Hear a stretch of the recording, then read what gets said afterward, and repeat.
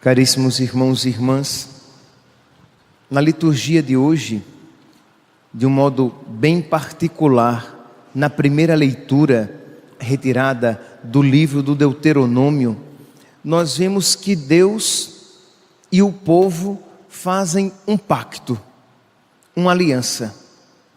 Isto é, o povo de Deus promete ao Senhor que será obediente e fiel, e Deus promete àquele povo que cumprirá todas as suas promessas, de que será um povo feliz, de que será um povo grande, de que terá uma grande glória, de que será um povo predileto, será o povo de Deus, e Deus será o Deus do seu povo.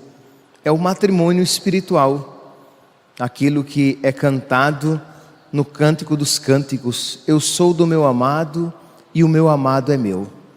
Deus, o Senhor, será de Israel, e Israel será do Senhor. Hoje o Senhor teu Deus te manda cumprir esses preceitos e decretos. Guarda-os e observa-os com todo o teu coração e com toda a tua alma. Interessante que no pacto entre Deus e Israel, como também nos nossos pactos, nas nossas alianças, sejam alianças de amizade, sejam alianças matrimoniais, sejam alianças familiares, no caso de pai e filho, filhos e pais, irmãos, toda aliança, ela deseja ser absoluta, ela deseja ser radical. Ninguém quer fazer uma aliança que não seja absoluta, isto é, o meu amor, a minha amizade será oferecida a ti, mais ou menos. Não, eu serei teu amigo e teu amigo de verdade. Nenhum casal, nenhum homem e mulher se casam dizendo: eu serei fiel a você apenas em algumas circunstâncias. Não, serei fiel e vou amar você e vou respeitar você na alegria e na tristeza, na saúde e na doença.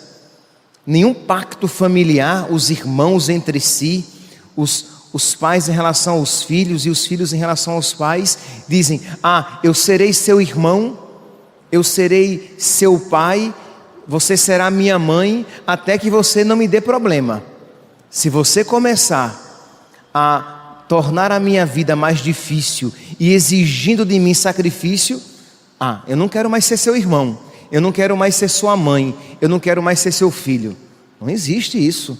O amor verdadeiro, o pacto, ele é radical, ele é absoluto. Ora, o nosso pacto com Deus, a nossa obediência a Deus precisa ser também uma obediência radical. Eu quero obedecer a Deus, obedecer a todos os seus mandamentos e decretos, e eu quero amá-lo de todo o meu coração, não amá-lo um pouquinho apenas.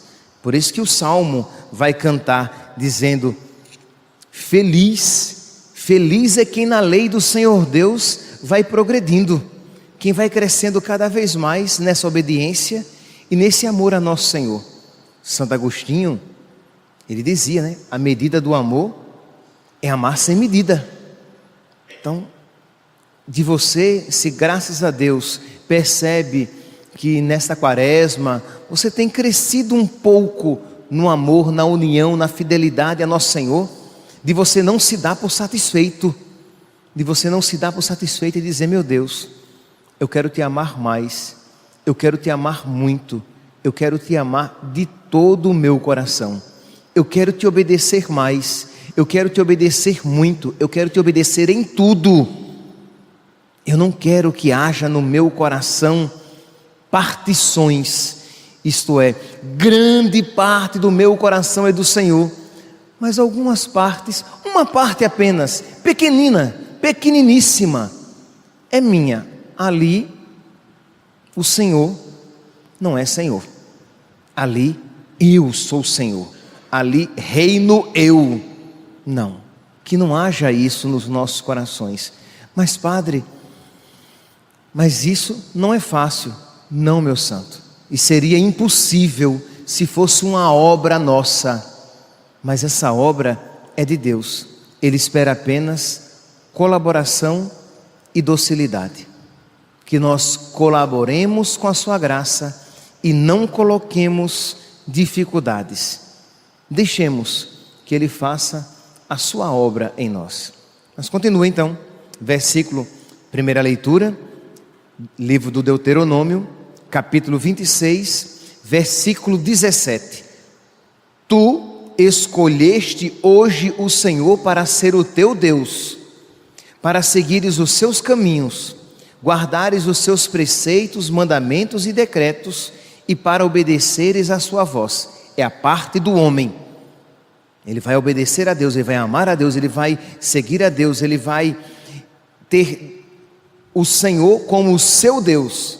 Ele não será Deus da sua vida.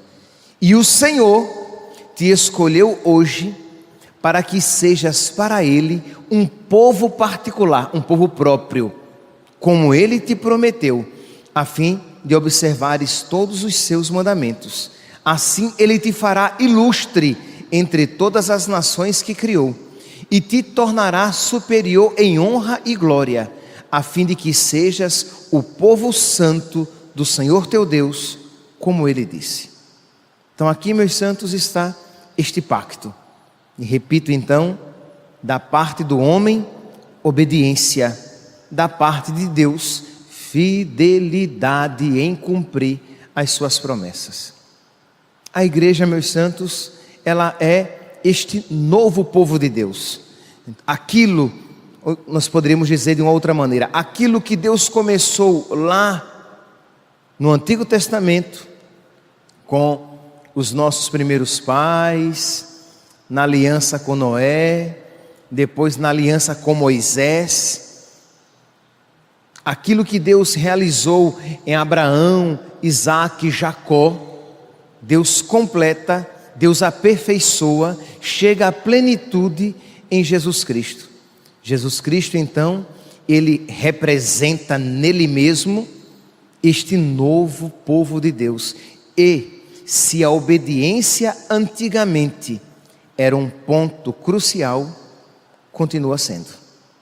No novo povo de Deus, na igreja, para nós cristãos, a obediência a Deus continua sendo este ponto fundamental. É tão fundamental que Jesus, Ele vai ser chamado de o obediente, tanto reconhecido como tal, a sua obediência reconhecida na palavra de Deus, como na tradição e na liturgia. Nós cantamos Jesus, salve o Cristo obediente. Por quê? Porque, como diz São Paulo, lá na carta aos Romanos, no capítulo 5, no versículo 19, diz que a desobediência entrou no mundo por um homem. Está se referindo aqui a Adão. E com a desobediência, a desgraça e a morte. E a obediência entrará no mundo por um homem, Jesus Cristo. Então, Jesus Cristo, Ele vem curar a desobediência de toda a história do povo de Deus. E nós, que somos seus discípulos, e nós que com Ele fazemos comunhão, nós queremos também reproduzir em nós a sua obediência. Queremos também que toda raiz, toda cisânia, todo joio de desobediência seja extirpado, arrancado do nosso coração. Meus santos, se nós não formos sinceros, é triste quando alguém mente para uma outra pessoa, mas é muito mais triste quando você mente para você mesmo e, consequentemente, você mentirá para Deus, já que você nem se enxerga mais diante de Deus. Então você precisa observar, enxergar, reconhecer que existe muita desobediência no seu coração, que existe muita rebeldia no seu coração, e que o caminho da nossa amizade com Deus, da nossa santificação, é o quê? É crescer na obediência amorosa e retirando aquelas raízes venenosas de desobediência. A desobediência, ela rompe a nossa amizade com Deus. A desobediência, ela se manifesta quando nós não queremos depender de Deus e queremos viver a nossa vida segundo a nossa cabeça. Digo aqui com outras palavras: a desobediência é rompimento com Deus, abandono de sua amizade, recusa de seu domínio e orgulhosa pretensão de viver independentemente dele. Vocês percebem que aqui você vê toda a atitude demoníaca de Lúcifer, que se rebela e se revolta contra Deus. Aqui você vê toda a atitude dos nossos primeiros pais, que se rebelaram e desobedeceram a Deus. Aqui você vê, meu santo, a sua atitude, quando você também conhece a vontade de Deus e contra ela se rebela e se revolta. E quando eu falo se rebela e se revolta, eu não estou me referindo apenas à desobediência na prática do pecado. Eu estou dizendo que esta rebeldia, ela se manifesta quando você não aceita a vontade de Deus, seja a consequência um pecado, digamos, mortal, seja a consequência uma realidade que não é um pecado mortal, mas que é uma ofensa a Deus e é uma recusa ao seu senhorio, ao senhorio de Jesus. Quando você se revolta com os acontecimentos na sua vida, você percebe que aquilo foi querido ou permitido por Deus, que aquilo tem um significado, mas mesmo assim você se revolta, você não aceita, você diante dele como um escravo, como uma escrava que tem medo da chibata, da chicotada do seu senhor, você inclina a cabeça e diz amém, assim seja, mas lá no fundo do seu coração tem revolta, lá no fundo do seu coração você não aceita, você não gosta daquela vontade. Ah, padre, mas eu sou obrigado a gostar? Não, meu santo, você é obrigado a pedir a Deus a graça de amar a vontade dele. É verdade que nós somos miseráveis pecadores e que muitas vezes nós vamos nos sentir desgostosos com Deus, mas nós precisamos na fé dizer: Senhor, mas a tua vontade é a melhor para mim e para os meus irmãos. A tua vontade, Senhor, mesmo quando dolorosa, é amorosa. Eu sou cego, Senhor, eu não consigo ver, mas a fé me dá uma visão que a inteligência não me concede. Eu creio, Senhor, na tua bondade. Eu aceito, Senhor, a tua vontade e eu quero aceitá-la não como escravo. Eu quero aceitá-la não simplesmente como a criatura aceita a vontade do seu Criador. Eu quero aceitá-la com alegria, sabendo que o Senhor está fazendo coisas boas, sabendo que o Senhor está fazendo coisas maravilhosas, que eu, porque sou cego, sou míope, porque tenho escamas nos olhos, eu não consigo ver, mas como o Senhor me deu o dom da fé, eu creio que coisas maravilhosas estão sendo preparadas, e é por isso que as coisas estão tomando esses caminhos. Então, de você louvar a Deus e dizer: eu não quero, Senhor, eu não quero que haja raiz alguma, qualquer raiz de revolta, de rebeldia contra a tua vontade, nada de desobediência, eu quero obedecer. Obediência é reconhecimento prático da primazia absoluta de Deus, consciência de que fora de Deus não pode o homem encontrar bem algum, é humilde submissão aos seus quereres, aceitação amorosa e dócil dos seus preceitos, é comunhão com Ele, a obediência é já de alguma maneira uma pregustação do céu, porque se eu aceito a vontade de Deus, e se isso é uma realidade do Espírito Santo, isso enche o meu coração de alegria. Por quê? Porque Ele está cuidando de mim, porque Ele está à frente da minha vida. Por isso eu quero obedecer, e eu quero obedecer como Jesus me ensinou a obedecer. Como foi que Jesus me ensinou a obedecer? Ele me ensinou a obedecer como o escravo obedece ao seu senhor? Não. Ele me ensinou a obedecer simplesmente como uma criatura obedece ao seu Criador? Não. Ele me ensinou a obedecer como filho. O meu Pai é um Pai amoroso. Pai, seja feito como tu queres. Jesus Cristo sempre viveu a sua vida aos olhos do Pai.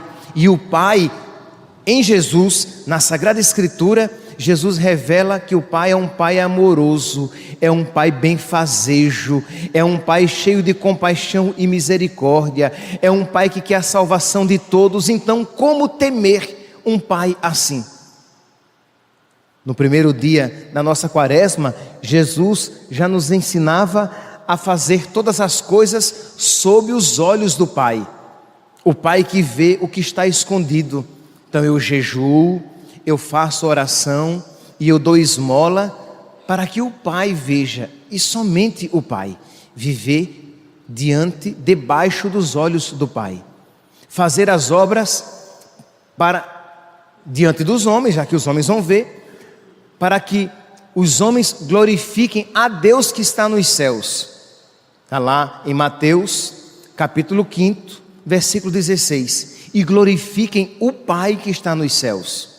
Que os homens vejam as nossas obras e glorifiquem o Pai que está nos céus. Então, fazer as coisas para agradar o Pai. Ou, no Evangelho de hoje, de uma maneira tão bonita, vejam aqui, Mateus, capítulo 5, versículo 44. Eu, porém, vos digo: amai os vossos inimigos, rezai por aqueles que vos perseguem, assim vos tornareis filhos do vosso Pai que está nos céus. Isto é, obedeçam este meu mandamento, para que vocês sejam filhos do Pai que está nos céus, para que haja esta comunhão com o Pai. Obedecer para estar unido ao Pai. Quando o contrário, é óbvio, quando eu desobedeço os mandamentos de Deus, eu me separo do Pai, consequentemente do Filho, e do elo de amor entre ambos, que é o Espírito Santo. Meus irmãos, estamos terminando a nossa primeira semana da quaresma. Como ela foi vivida? Na obediência ou na desobediência? Como assim, Padre? Como assim não, meu santo, minha santa? Você sabe como assim? Você sabe o que Deus está pedindo no seu coração? Você sabe. É a vontade de Deus. Você sabe quando Deus está dizendo: olha fulano, né? Olha meu santo, olha minha santa. Você poderia ter vivido um pouquinho melhor. E você ficou tão aquém. Ah, meu Deus, meu Pai, mas eu tive esta ocupação, eu tive aquela ocupação, eu tive este a fazer. Se Ele está pedindo a mim aquilo, é porque me é possível. Deus não pede o impossível a mim. Então, como foi que você viveu esta primeira semana? Viveu bem? Então vamos lá, vamos melhorar ainda mais, vamos crescer ainda mais. Feliz é quem na lei do Senhor Deus vai progredindo. Viveu bem? Vivamos melhor na próxima semana. Não viveu bem? Não foi legal? Não perca a esperança. Deus quer que todos os homens se salvem e cheguem ao conhecimento da verdade. Vamos então viver melhor. Vamos nos empenhar. Vamos ser mais dóceis a esta vontade de Deus, que já me concede a graça, né? Ele pede e me dá a graça para que aquilo seja feito. E vamos tentar viver melhor esta segunda semana da quaresma, que se iniciará amanhã. Mas vamos nos preparar. Tempo da quaresma, nós somos o novo povo de Deus. Pois bem, tempo da quaresma para nós é tempo de obediência mais do que nunca de obediência a Deus, de mais oração, de mais penitência, de mais caridade. Se você está vivendo o tempo da quaresma como o tempo comum, você está na desobediência. Por quê? Porque qual é o chamamento de Deus por meio da sua igreja? Mais oração, mais penitência e mais caridade.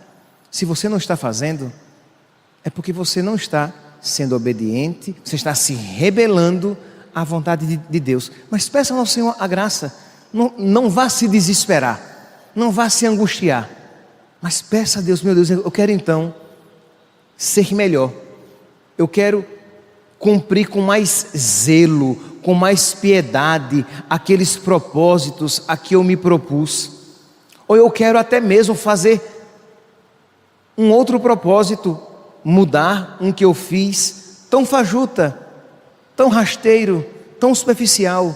Eu quero ser mais generoso, Senhor, porque eu quero ter mais comunhão contigo.